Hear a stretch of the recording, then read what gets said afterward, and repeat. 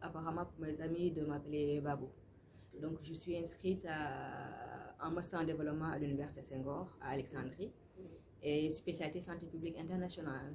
J'essaie de remonter un tout petit peu l'histoire.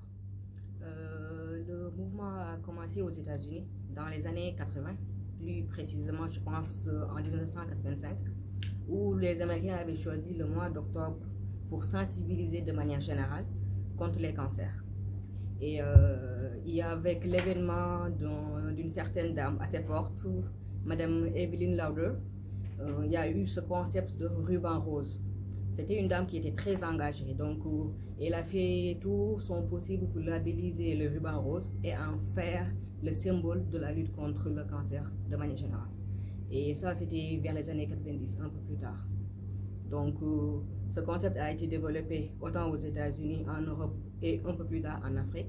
Et c'est l'occasion que la communauté internationale a pris pour sensibiliser de manière soutenue sur ce cancer, mais surtout pour des levées de fonds.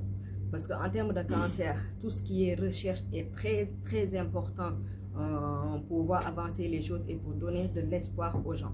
Donc, c'est également une occasion pour lever des fonds, appuyer les familles qui en souffrent et surtout pour faire avancer la recherche. Bon, comme à l'entame de mon discours, j'ai eu à le dire, quand on parle d'octobre rose, c'est surtout pour la prévention contre le cancer du sein. Parce que dans le monde actuellement, c'est le cancer le plus répandu chez la femme. Parce que si nous prenons la totalité des cancers, 16% représente le cancer du sein. Qu'est-ce que ça veut dire? C'est soit un cancer sur 4 chez la femme, donc c'est assez énorme.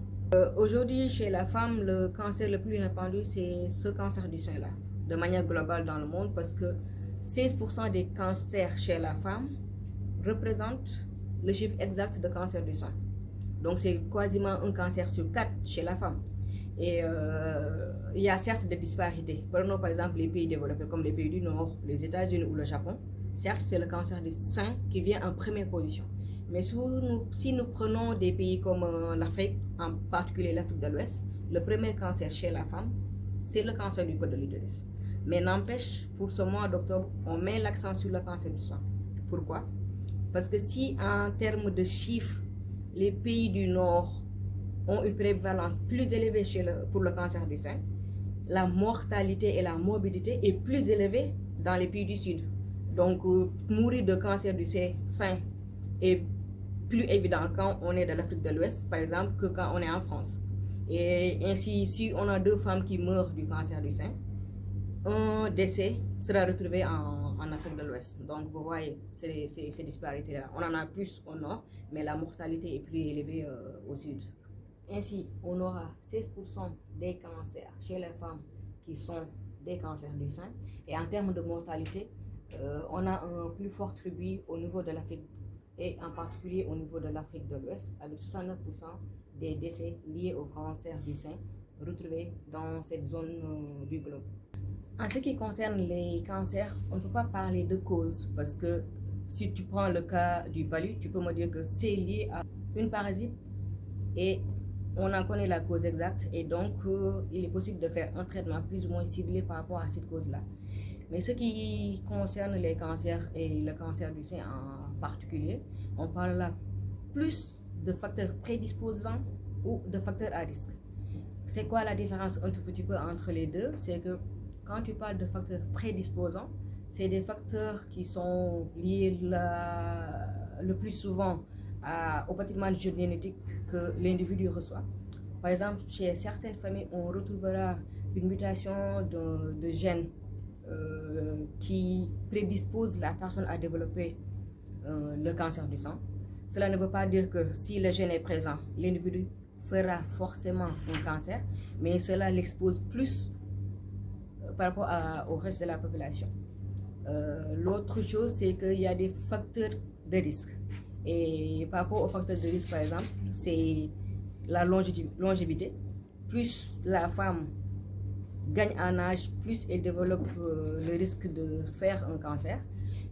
Et concernant cela, on sait par exemple que la moyenne d'âge chez les personnes dépistées et qui ont un cancer, la moyenne d'âge tourne autour de 62 ans.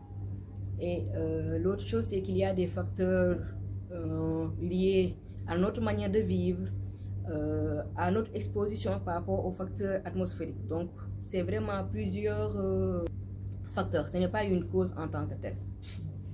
Alors, pour la prévention, il s'agira surtout d'avoir une vie saine, manger équilibré, il s'agira de faire du sport, essayer de dormir autant que faire se peut par rapport au bien-être corporel.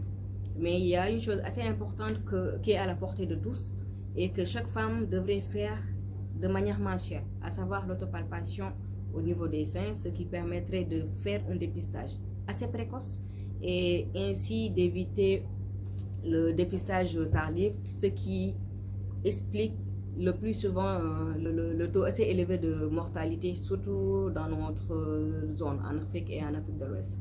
Donc c'est l'autopalpation du sein. Il y a également une chose qui est plus ou moins à la portée de tout le monde, c'est de faire la mammographie au moins une fois à l'année, dès l'instant où on a 25 ans et plus. Pour le traitement, il s'agira de faire un traitement adapté à chaque femme.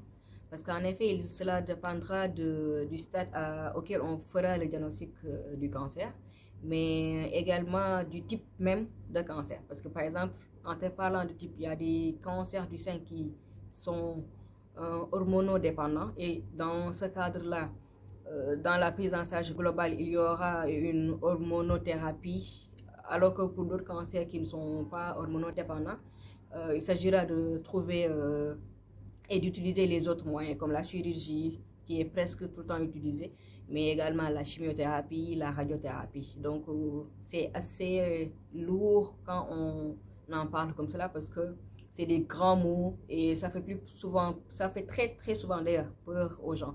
Mais encore une fois, le dépistage précoce aide à ne pas aller aussi loin et à avoir des taux de guérison assez élevés. Et donc, le meilleur moyen de se prévaloir et de prévenir cette batterie de traitements dont on vient de parler, c'est de faire de manière mensuelle pour chaque femme l'autopalpation du sein.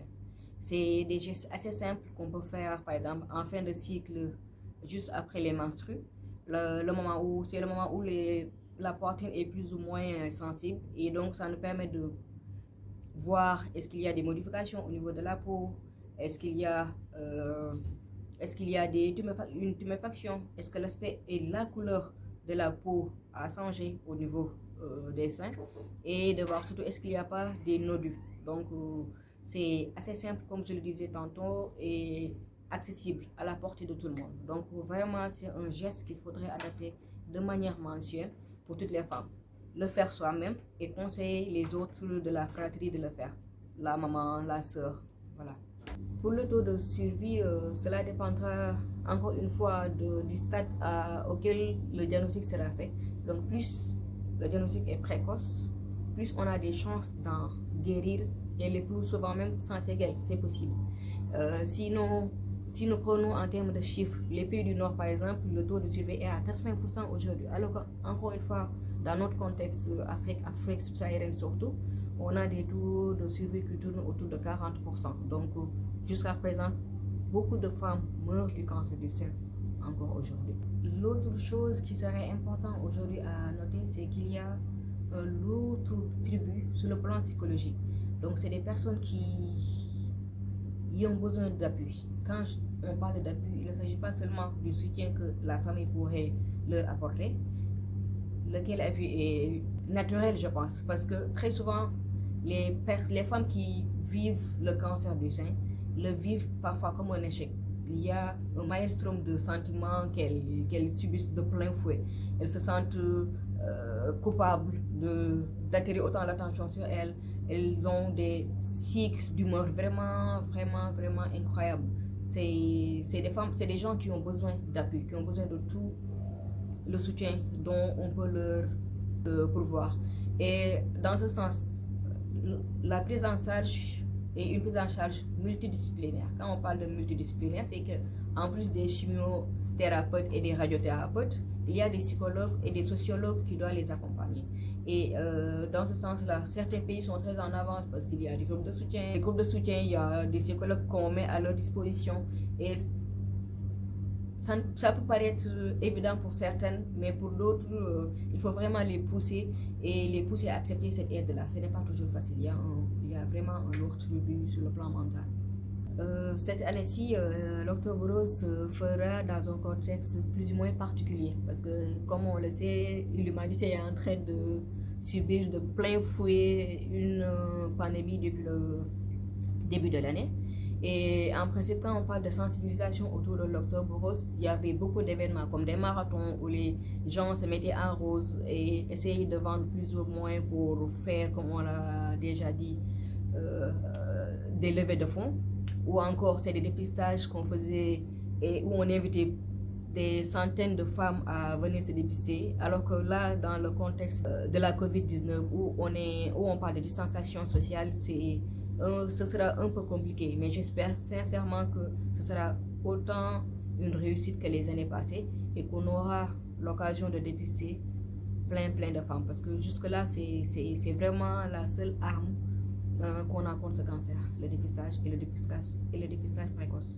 Donc, et le dernier point, peut-être, je vais directement m'adresser aux femmes qui ont eu à subir une ablation mammaire. C'est très difficile pour elles de se retrouver dans un corps qu'elles ne reconnaissent pas, qu'elles ont du mal à accepter. Et dans ce sens-là, je pense qu'il est très important que le mari joue son rôle à fond, que le mari appuie, que le mari lui fasse comprendre que au-delà de la poitrine, il y a... La femme, c'est un ensemble, ce n'est pas seulement une paire de seins, excusez-moi du terme. C'est sa personnalité, c'est son humour, c'est son caractère qui a avant tout attiré, je pense, le mari vers elle. Donc, dans ce cadre-ci, c'est vraiment important. Vous avez un rôle à jouer très important dans l'acceptation de la femme dans son nouveau corps. Amis, voisins, nous devons tous en parler. Chantons tous ensemble qu'il faut dépister.